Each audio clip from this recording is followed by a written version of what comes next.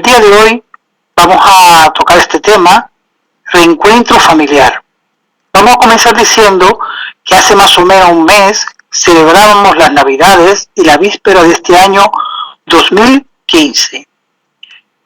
Y las familias, amigos, vecinos, compañeros de trabajo nos saludábamos, sonreíamos, deseándonos mutuamente felices días de convivencia, de fraternidad y prosperidad. Muchas personas viajaron entre continentes y ciudades buscando el abrazo fraterno y caluroso que une nuestros sentimientos. La gran mayoría materializaron el encuentro. En otros, ese reencuentro sellaría una despedida inesperada, regresando no a sus hogares materiales, pero sí al verdadero hogar que siempre nos acoge amorosamente, y es el hogar espiritual. Fue lo que después de esas fiestas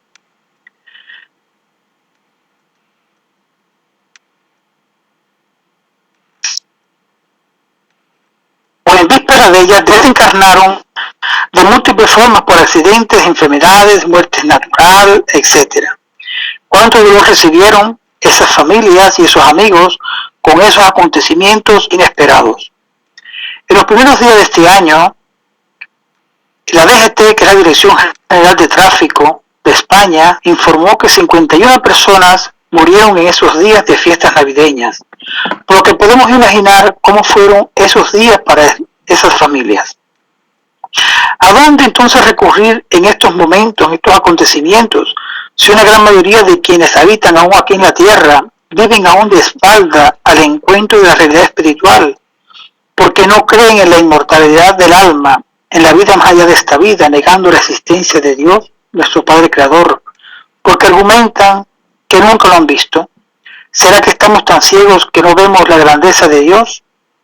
En momentos de este dolor, las almas encarnadas se desesperan, y es normal, pierden el sentido de vivir, maldicen las religiones que apenas conocen, escucharon de ellas malas interpretaciones o no se interesaron en buscar en el fondo qué les podría proporcionar para su vida actual y futura. Todos, ante ese dolor punzante que siempre es educativo, a pesar que mucho aceptar esa palabra de que sea educativo el dolor, se acercan a filosofías de vida buscando un aliciente, deseando encontrar alguna paz interior que les haga vivir con alguna armonía y poder seguir el día a día. Los que logran aceptar las enseñanzas de Jesús, a través de su amor encuentran en el Consolador que Él prometió, nuestra doctrina espírita, deseando solamente saber algo del familiar o amigo que marchó de forma inesperada. ¿Será que fue así, tan inesperada? ¿Será que la doctrina espírita tiene como objetivo principal facilitarnos con prontitud contactar con los que parten para el lado de allá? En realidad muchas personas ansían esas respuestas, inmediatas del familiar que partió, pero desconocen la ley de los merecimientos que se establece para los que están aquí como para los que están del otro lado de la vida. El libro de los mediums, en el capítulo 25, en la parte de las evocaciones, hace referencia a espíritus que se pueden evocar. Dice el ítem 274 que se puede evocar a todos los espíritus a cualquier grado de la escala a la que pertenezcan, lo mismo los buenos que a los malos. A los que hace poco murieron, como los que vivieron en los tiempos más remotos, a los hombres más ilustres, a nuestros amigos, lo mismo que aquellos que nos son indiferentes. Pero esto no quiere decir que ellos quieran o puedan venir siempre a nuestro llamamiento, independientemente de su propia voluntad o del permiso que puede serles negado por un poder superior. Estar impedidos por motivos que no siempre nos están permitidos penetrar. Está claro que podemos saber de los que han partido hacia el mundo espiritual, pero se impone, como se aclara en este ítem, un permiso que puede ser negado por un orden superior por no encontrarse en condiciones para saber de ellos.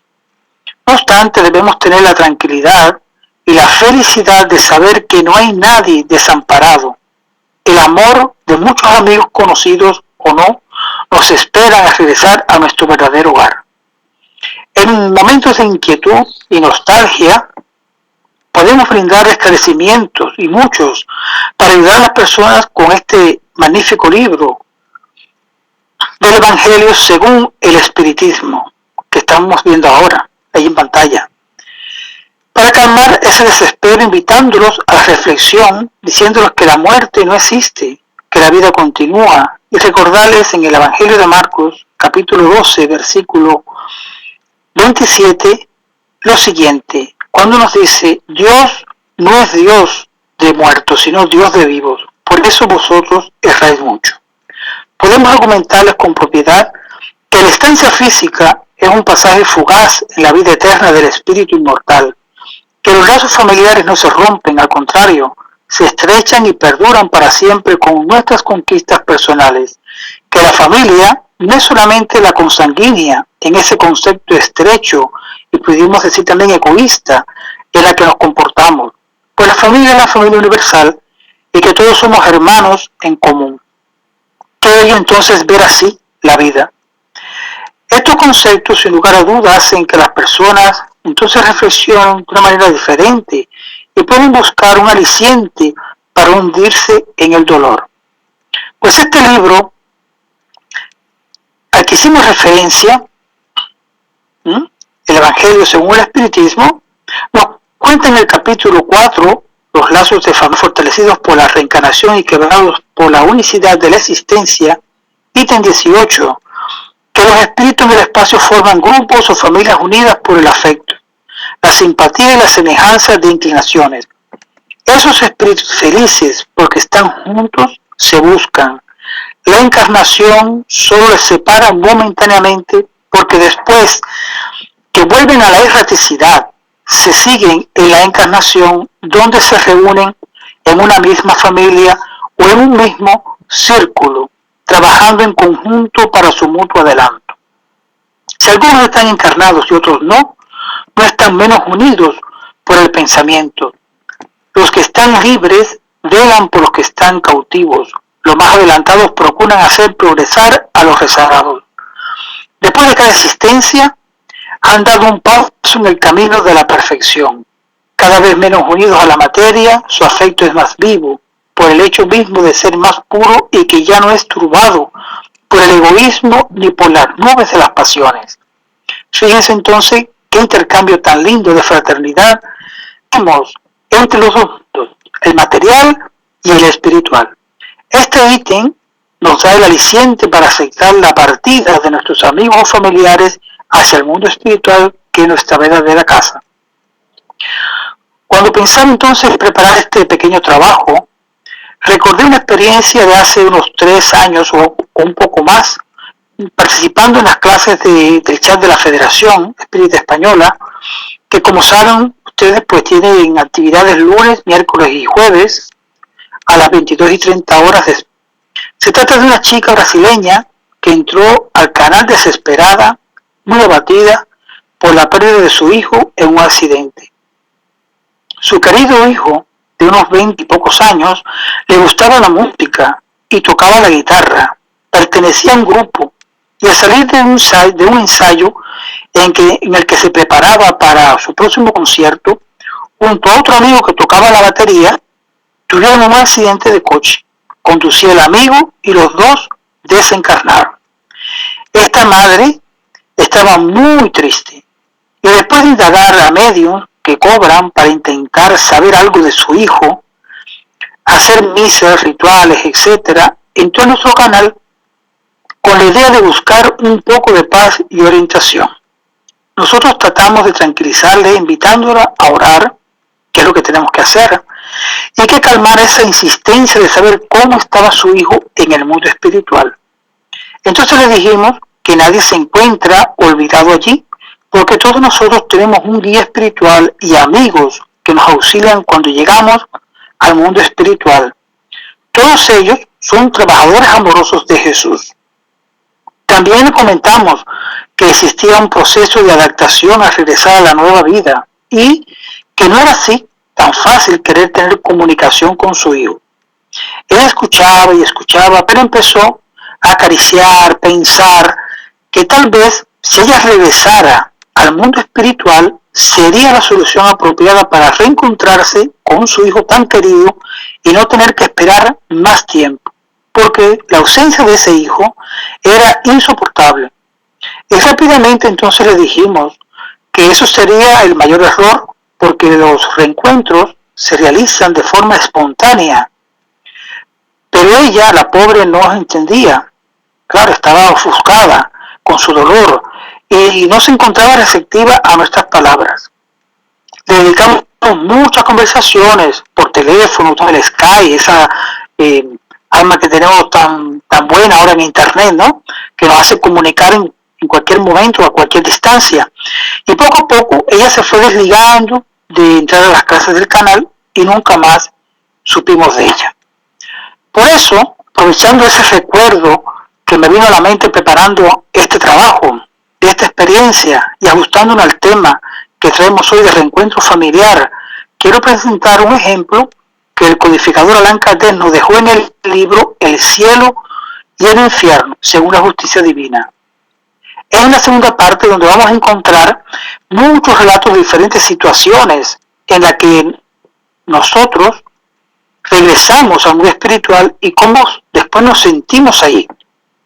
Ese relato se titula Una madre y su hijo y dice así: transcurría el mes de marzo de 1865 y el señor C., comerciante de una pequeña ciudad de los alrededores de París, tenía en su casa gravemente enfermo a su hijo de 21 años de edad. Como preveía su muerte, el joven llamó a su madre y la abrazó con las fuerzas que le quedaban. Esta, al mismo tiempo que derramaba copiosas lágrimas, le dijo: ve, hijo mío, antes que yo, no tardaré en seguirte. Dicho esto, se retiró escondiendo la cara entre sus manos. Las personas entonces que allí se encontraban, al ver esa escena tan dolorosa, consideraron que las palabras de la señora de C eran una simple expresión de dolor, que el tiempo y la razón se encargarían de aplacar. Después que hubo muerto el enfermo, la buscaron por toda la casa, hasta que la encontraron ahorcada en el granero. El entierro de la madre se hizo entonces conjuntamente con la de su hijo. Entonces, en una reunión espírita, evocaron al hijo varios días después de la muerte, o sea, de su desencarnación, y le preguntaron: ¿sabéis de la muerte de vuestra madre, que se suicidó a consecuencia de la desesperación que le causó vuestra pérdida? Y el espíritu contestó: sí, y si no fuera por la aflicción que me ha causado a tal decisión que adoptó, me consideraría plenamente feliz. Pobre, fue una excelente madre, no pudo soportar la prueba de esa separación momentánea y para reunirse con el hijo que tanto amaba, eligió el camino que más le habría de alejar de él. ¿Y por cuánto tiempo? De ese modo ha pospuesto indefinidamente una reunión que habría sido inminente si su alma se hubiera conformado con la sumisión a la voluntad de Dios, si se hubiera arrepentido con resignación y humildad ante la prueba que debía sufrir y la expiación que habría de purificarla. Orad, orad, dijo el Espíritu por ella, y sobre todo no lo imitéis, madre que os habéis conmovido con la triste narración de su muerte. No creéis que ella amaba más que otras madres, ese hijo que era su alegría y su orgullo. No, no amaba más, solo le faltó valor y resignación. Madres que me estás escuchando, cuando la agonía apague la mirada de vuestros hijos, recordad que al igual que Cristo, ellos ascienden a la cima del Calvario, desde donde habrán de elevarse a la gloria eterna. Y se despidió el Espíritu dando su nombre, que era Benjamín C. Entonces evocaron al Espíritu de la madre, y ella se presentó diciendo: quiero ver a mi hijo. Y preguntó de esta forma: ¿tenéis el poder de devolvérmelo? Crueles, ellos me lo han quitado para llevarlo a la luz, y a mí me han dejado en tinieblas. Lo quiero porque me pertenece. De nada vale entonces el amor materno, pues que de nada vale haberlo llevado en el vientre por 9 meses, haberlo amamantado, haber nutrido su carne con mi carne, su sangre con mi sangre. De nada vale entonces haber guiado sus primeros pasos y haberle enseñado a balbucear el sagrado nombre de Dios y el dulce nombre de madre. De nada vale haber hecho de él un hombre trabajador, juicioso, honrado, con amor a su madre, perderlo cuando realizaba las esperanzas depositadas en él y cuando un brillante porvenir lo aguardaba. No, Dios no es justo. Dios no es el Dios de las madres, pues no comprende su desesperación y su dolor.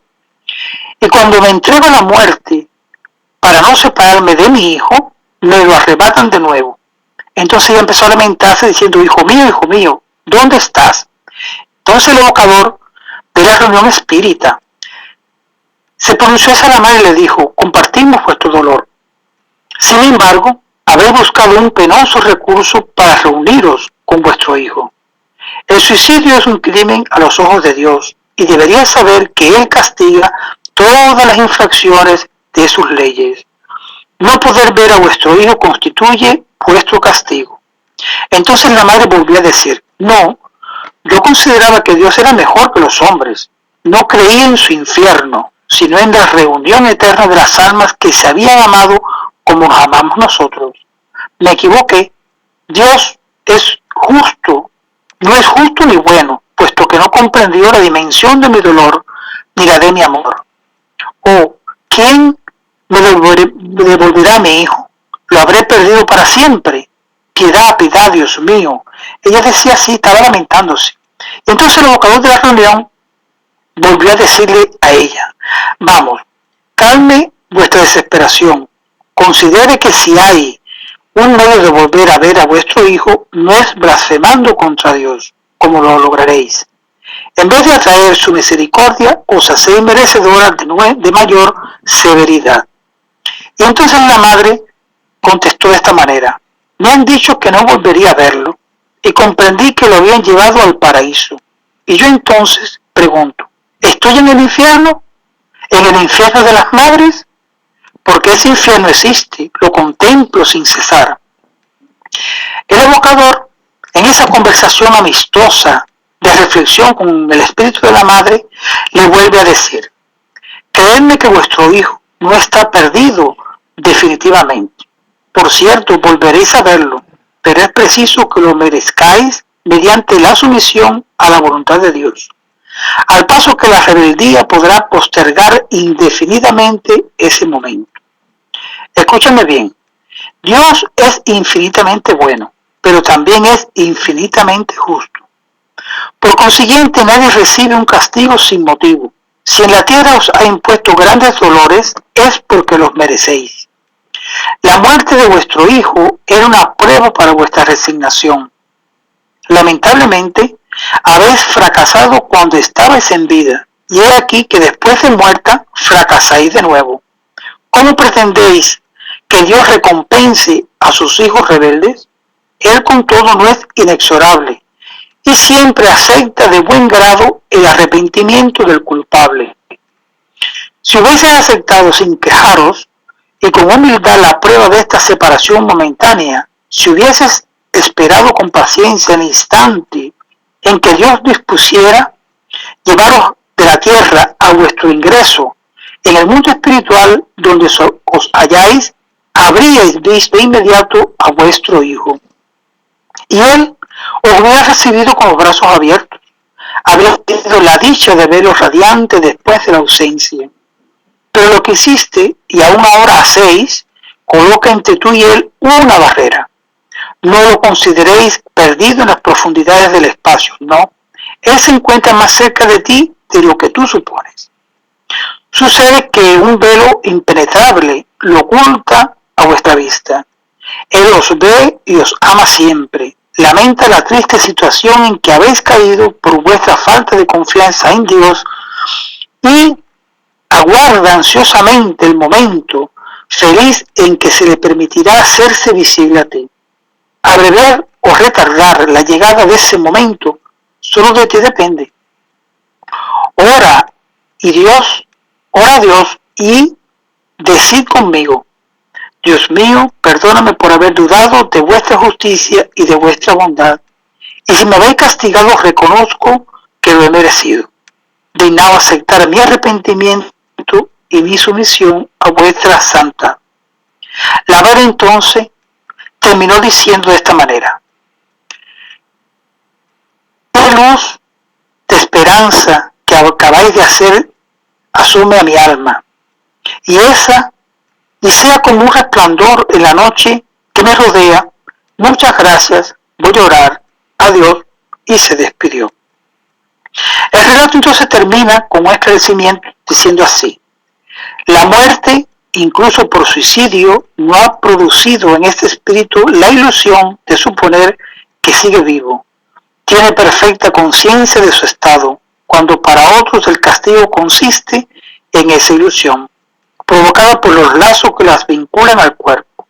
Esta mujer ha querido dejar la tierra para seguir a su hijo en el otro mundo.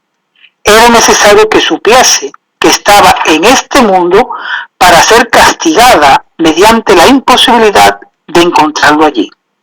Su castigo consiste precisamente en saber que ya no vive corporalmente, en el conocimiento exacto de la situación en que se encuentra. Resulta de ahí que cada falta es castigada de acuerdo con las circunstancias que la determinan, de modo que no hay castigos uniformes y constantes por las faltas de un mismo género. Como podemos entonces apreciar, en este relato tan bonito, impresionante y educativo, es un ejemplo que nos sirve para muchos ayudar a esclarecer a las personas que sufren por la separación de un ser querido e intentan aproximarse a ellos de una forma completamente equivocada, y deben saber que la vida en este mundo material es una oportunidad maravillosa que nos permite reencontrarnos más adelante, aprendiendo a ser fuertes ante las pruebas difíciles que nos toca vivir. Nuestros familiares y amigos queridos se sentirán muy felices al vernos no ser resignados y humildes, respetando la vida, que es la expresión más maravillosa que Dios nos da, porque la vida nos proporciona todos los elementos necesarios para ser felices en este mundo de pruebas y de expiaciones. La doctrina está, este gran consolador que despierta las conciencias adormecidas en la indiferencia, usando ahora la expresión del espíritu de Manuel Filomeno de Miranda. Él nos dice que el espiritismo convoca al hombre al amor y al estudio, prescribiendo como norma de conducta el evangelio vivo y actuante, que es un noble tratado de higiene mental, ya que a través de sus lecciones el espíritu adquiere vitalidad y renovación, firmeza y dignidad al enseñársele la oración que ofrece la comunión con Dios, prescribiendo el ayuno al crimen y la continencia con relación al error. En un vademecum salvador para una existencia sana en la tierra, con la mirada dirigida hacia una vida espiritual perfecta. Como al principio hacíamos referencia a personas en que se mantenían en esa sintonía de los ideales materialistas, yo les quiero ofrecer unas lindas palabras que la cronista de los pobres, ese querido espíritu que se llamó Amalia Domingo Soler, cuando estuvo reencarnada, dejó con mucho amor bellos escritos. Como ella sabía hacerlo, también daba ese amor tan lindo para ayudar a muchas personas con ese dolor que siempre se tiene. Entonces este escrito lo encontramos en este libro, La luz que nos guía, es en capítulo 43, la página 204, se titula A un materialista, y dice así: dices que el espiritismo será sexta religión, tan solo el oscurantismo le da tal definición. Nosotros no pretendemos formar religión ninguna, tan solo alcanzar queremos el sepulcro con la cuna. Queremos unificar los átomos disgregados, queremos analizar todos los hechos pasados, queremos ver la razón, la causa, qué efecto da, y en la regeneración miramos el más allá. No abrigamos pretensiones de tener sabiduría, las humanas razones valen poco todavía, mas tenemos intuición de la ley universal, que es su complementación, la lucha del bien y el mal. Concedemos a la vida progreso indeterminado, la eternidad suspendida sobre todo lo creado. Vemos a Dios en las flores, en sus preciados aromas, en los pardos ruiseñores y en las cándidas palomas. En el lago, en el torrente, valle, en la espesura y en el mar que sordamente con su importancia murmura.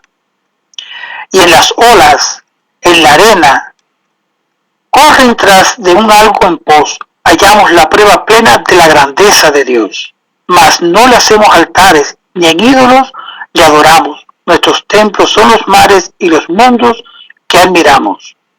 Las catedrales gigantes, con sus arcadas sombrías, con sus luces vacilantes y sus graves melodías, no son más que aberraciones del entendimiento humano, que hizo un Dios con sus pasiones y le ofreció un lujo vano. ¿Qué son los templos de piedra de admirable construcción, si a ellos se enlaza la hiedra de la envidia y la ambición? Es preferible la ermita de la cumbre solitaria, donde el creyente eremita eleva a Dios su plegaria. Mas nosotros no formamos ningún templo en este mundo, porque nosotros llevamos algo más grande y profundo. Por eso el espiritismo ni es secta ni es religión, es la esencia de Dios mismo germinando en la razón. Con este escrito de Amalia nosotros terminamos nuestra parte que nos corresponde hoy de la conferencia y le deseamos a todos mucha paz y que Dios nos bendiga.